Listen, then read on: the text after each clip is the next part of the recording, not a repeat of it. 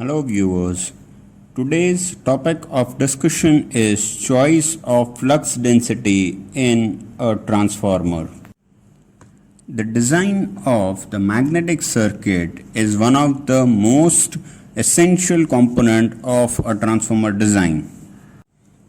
As you know that the transformer core is made up of steel laminations and provide a low reluctance path to the magnetic flux with a benefit of smaller magnetizing current as well as higher linkage flux, which in turn provides the benefit of higher ratio of mutual to linkage flux, resulting in reduction of stray losses. The core design is governed by the rating of the transformer, its operational condition, and transport limitations. It has been noted that in CRGO steel, the saturation may occur at a magnetic flux density exceeding 1.9 Tesla. Based on the input voltage and frequency variation, a suitable value of flux density is to be decided, such that the core saturation does not occur. As we have seen in the output equations of the transformer, the higher value of the magnetic flux density reduces the weight of the core, but this may lead to corresponding increase in the core loss. This phenomena may happen because the magnetizing current increases due to the requirement of large ampere turns. Thus, we can say the calculation of the operating flux density is very important in the design of the core. Normally, the flux density is chosen near the knee point of the magnetization curve of the CRGO material used. However, some margin has been kept for conditions like overfluxing, frequency and voltage variations. Selection of higher flux density can help in the reduction of the mean length turn of the winding as well as helps in saving of copper. This in turn reduces the weight of the core as well as the weight of the copper which is being used. This finally results in an economic transformer. However, the drawbacks of selecting a higher flux density is that it increases the core losses and results in the lower efficiency. Since the core losses increases, there are chances of a higher temperature rise than the pre-decided limits. Practically, at times the value of flux density is also reduced to limit the noise level of the transformer. Keeping all these factors in mind, we can draw the bottom line as the value of flux density in the core determines the core area. The value of flux density to be chosen also depends upon the service condition of the transformer. For example, in case of a distribution transformer, it has to be designed for a high all-day efficiency, and therefore the value of flux density should be chosen of a lower value in order to bring down the iron losses. Now, let us look at the maximum flux densities for different materials. So let us say the usual maximum flux density, usual maximum flux density values, where your maximum flux density is nothing but your Bm values for transformers using, your first is hot rolled silicon steel. When the material used is hot rolled silicon steel for a distribution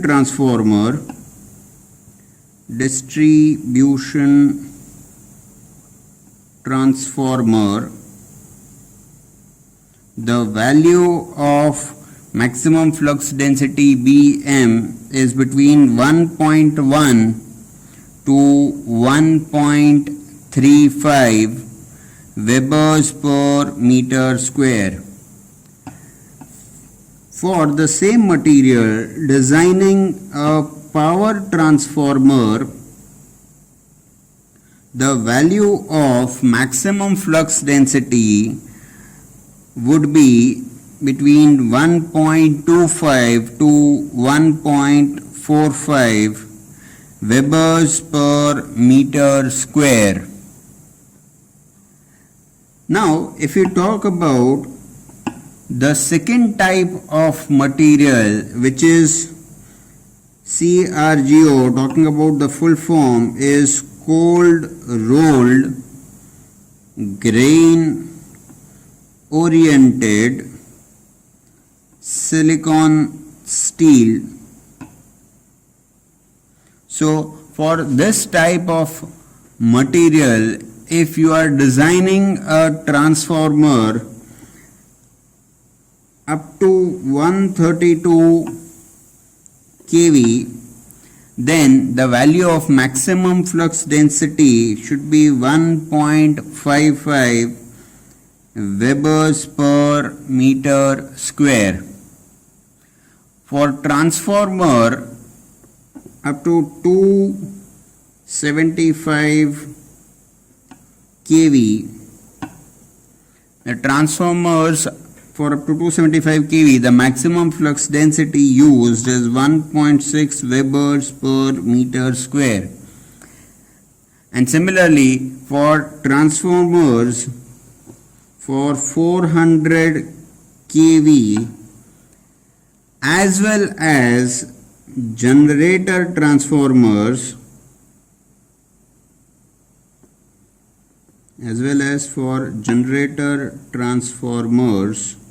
the value of maximum flux density is 1.7 to 1.75 Webers per meter square. In the next topic, we would see the selection of the types of winding.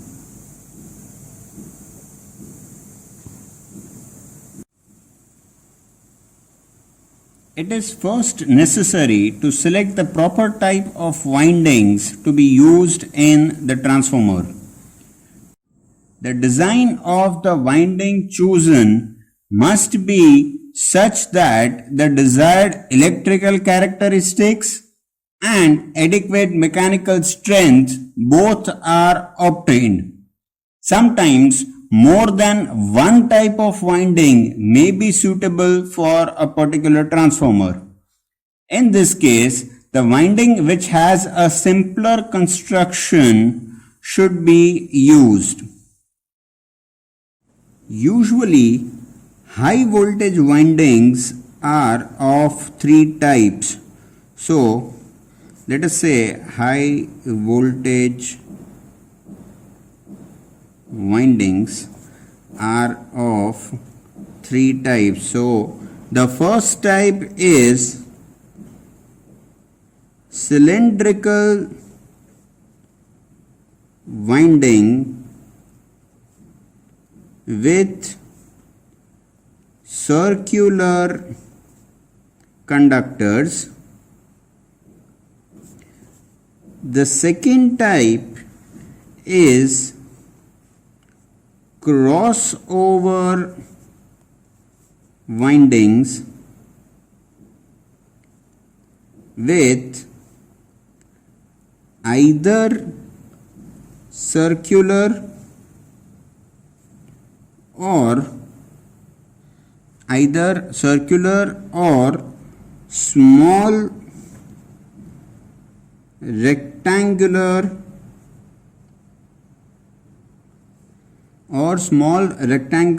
conductors.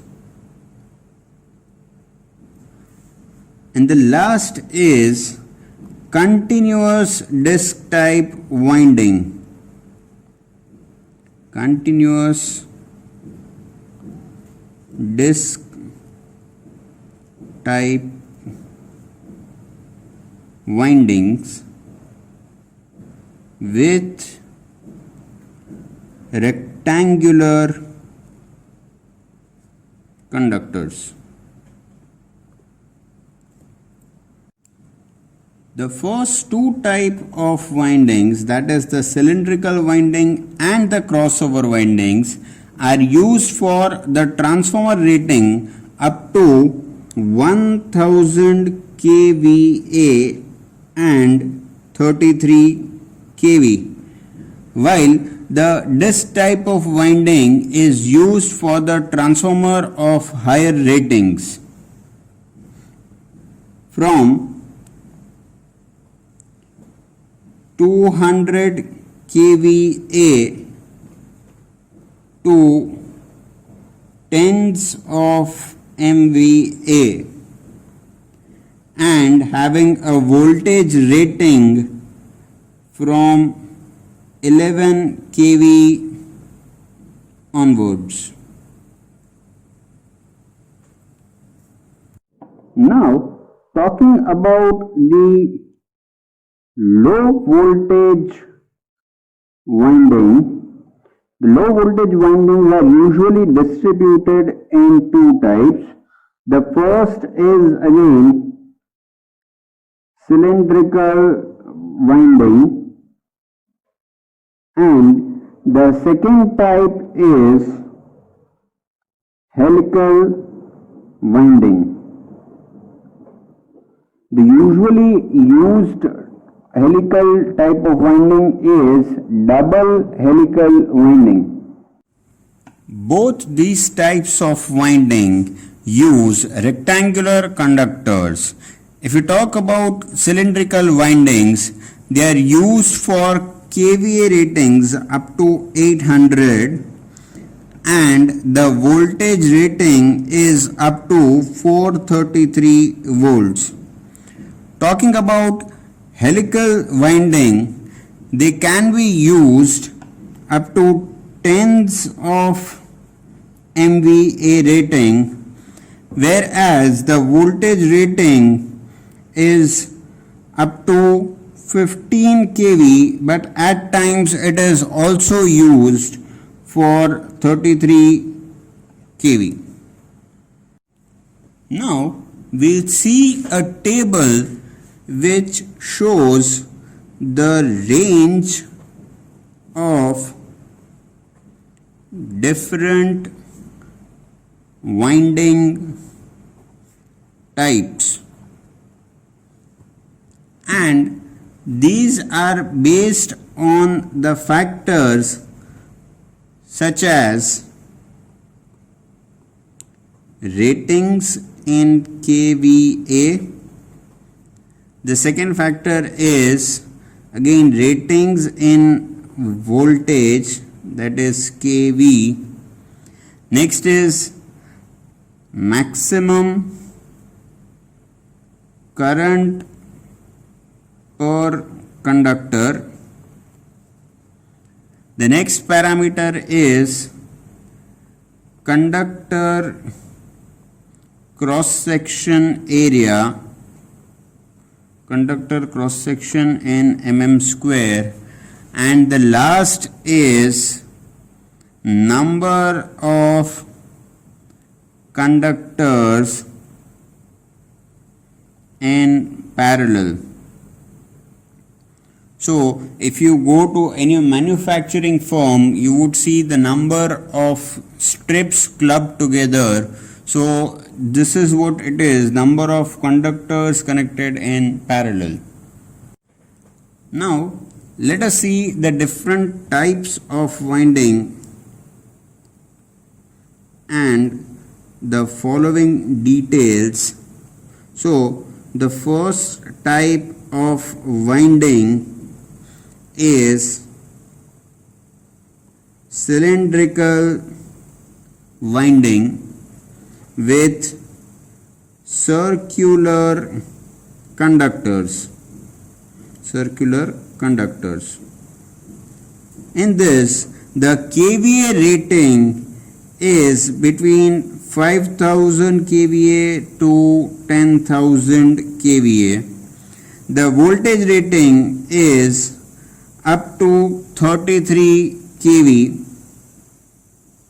The maximum, okay, we don't need to write kV here because it is already mentioned that the voltage is in kV. So that would be up to 33 kV. The maximum current per conductor is up to 80 amperes per conductor. The cross section area is up to 30 mm square, and the number of conductors in parallel, that is 1 to 2. The next type of winding is again cylindrical winding. But now we have rectangular conductors. So let us see what is the difference when we are using rectangular conductors and circular conductors.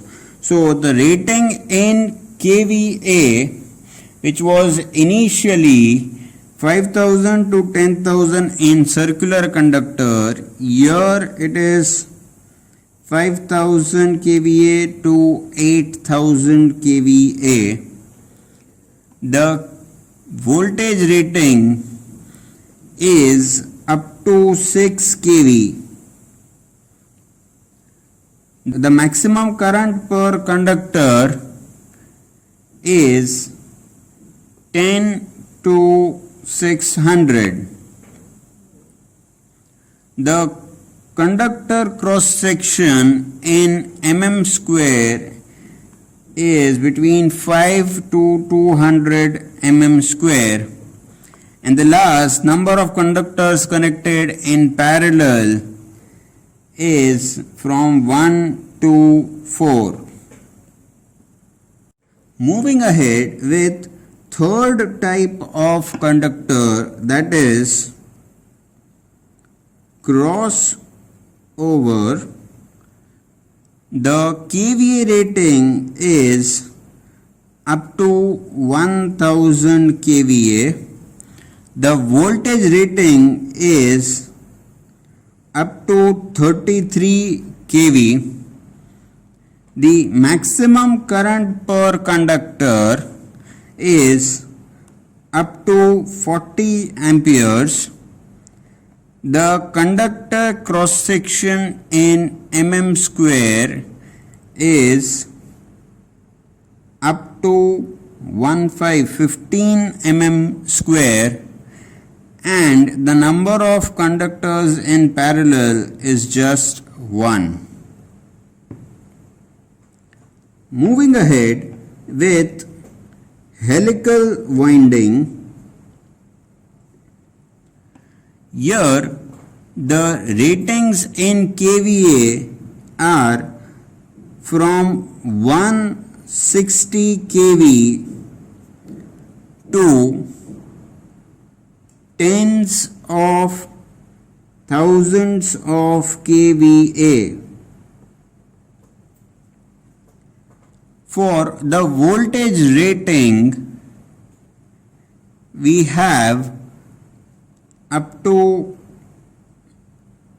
15 kV, but as discussed before, it is also used sometimes for 33 kV. In terms of maximum current per conductor in a helical winding, it is from 300 and above. The conductor cross section in mm square is between 75 to 100 mm square and above. And lastly, the number of conductors in parallel is 4 to 16, but sometimes it is used even more than that. And lastly, we have continuous disc winding. Continuous disc winding, where the kVA rating are from 200 to tens of thousands. The kV rating is from 3.3 to 220 kV. The maximum current per conductor is 12 and above. The conductor cross section is from 4 to 200 mm square and above. And last but not the least, the number of conductors in parallel for a continuous disc is from 1 to 4, but sometimes it is also used for more number of parallel strips. Now let us focus on designing a winding for the minimum copper losses.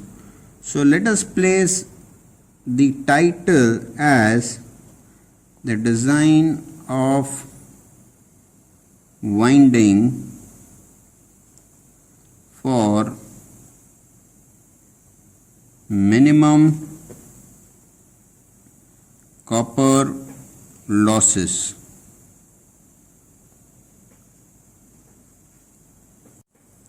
Now first we'll start at number of turns in the primary.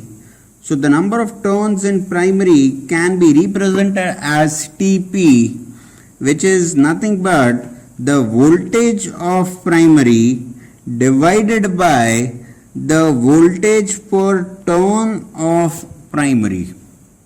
Similarly, if we talk about the number of turns in the secondary, so which could be represented by Ts, can be similarly derived like Tp. So Ts would be nothing but Vs upon Et, where Vs is the voltage of the secondary winding divided by the voltage per turn of the secondary.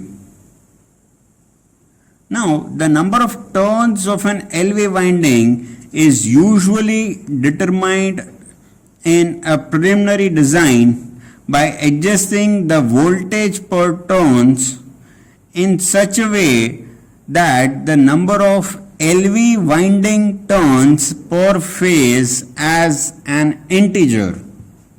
So therefore we need T of LV, the turns of, okay, let me rewrite this, the turns of LV winding should be voltage of LV winding divided by voltage per turn.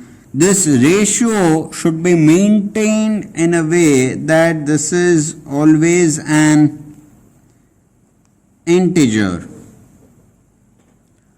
After we have got turns of the LV winding, we can find out the turns of HV winding as voltage of HV winding divided by voltage of LV winding multiplied with the turns of LV winding.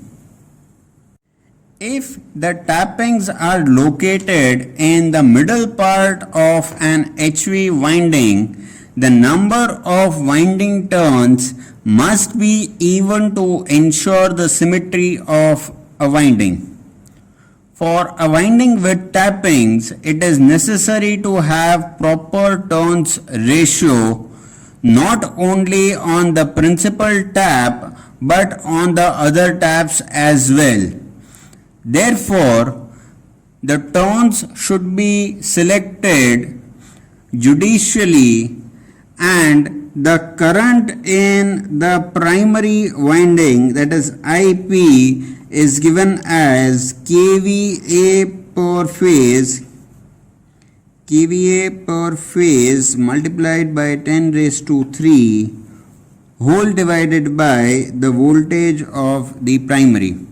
And similarly, the current in the secondary could be given as primary current multiplied by the voltage of primary divided by the voltage of secondary.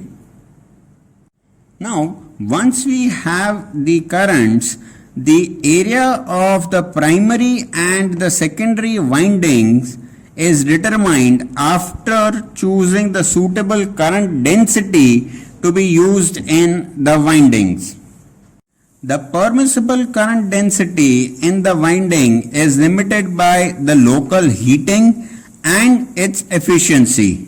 The temperature rise in the winding may become excessive if the higher values of current density are chosen, and this may cause injury to the insulations used as well.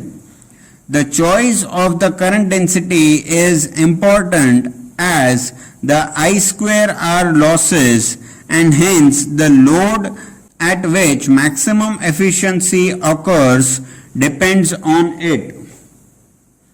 Therefore, current densities in a winding should be chosen to guarantee the level of iron losses and I square R losses required are different in the distribution and the power transformers. Thus, the value of current densities also differ from distribution transformer to power transformer. For distribution, small and medium power transformers, which are self-oil cool type up to 50 kVA, the value of current density, which is denoted by delta, is equal to 1.1 to 2.3 ampere per mm square. Whereas for large power transformers, self-cool type or air blast type, the value of delta, that is the current density, is between 2.2 to 3.2 ampere per mm square.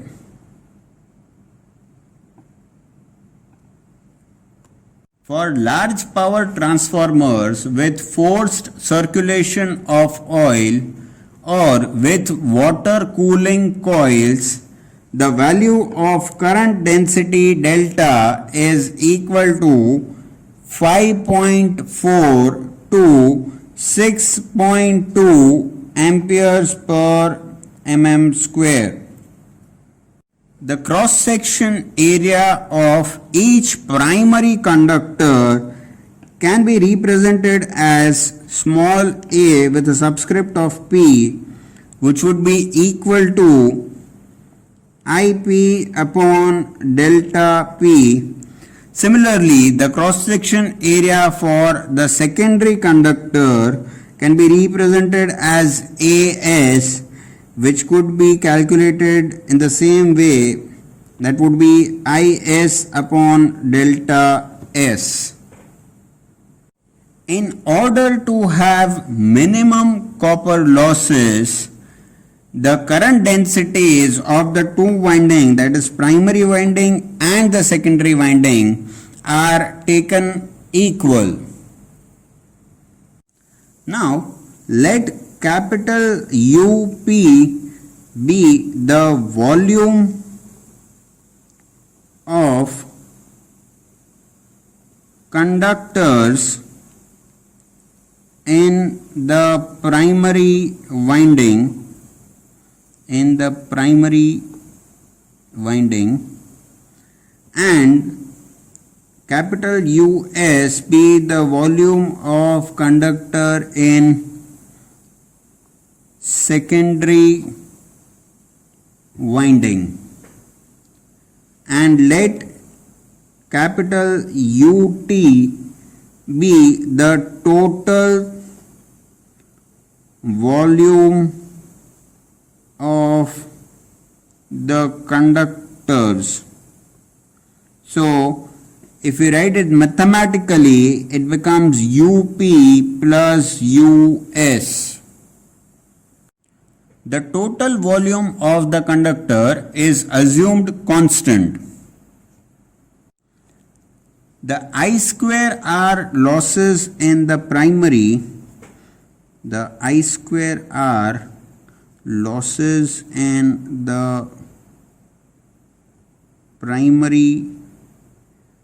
winding can be given as rho into delta P square into UP.